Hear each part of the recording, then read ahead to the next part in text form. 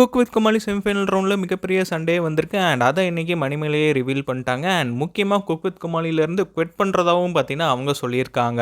இது வரைக்கும் யாருமே இவ்வளோ ஓப்பனா பிரச்சனையை பத்தி பேசினதே இல்லை. ஸோ ஃபர்ஸ்ட் டைமா பார்த்தீங்கன்னா மணிமேகலை தைரியமா பிரியங்கா மேல பிளேமை போட்டு அண்ட் ஓப்பனா வந்து பார்த்தீங்கன்னா அடிச்சிருக்காங்க. இந்த சீசன் முழுக்க முழுக்க இன்னொரு ஃபீமேல் ஆங்கரால டாமினேட் பண்ணப்படுது அப்படின்னு சொல்லிட்டு பிரியங்காவை ஓப்பனா சொல்லியிருக்காங்க. அவங்களால இந்த ஷோவோட ஒரிஜினாலிட்டி பாதிக்கப்படுது, வெறும் நெகட்டிவிட்டி அண்ட் டாமினேஷன் தான் அவங்க கிட்ட இருந்து வருதுன்னு சொல்லிட்டு மென்ஷன் பண்ணியிருக்காங்க.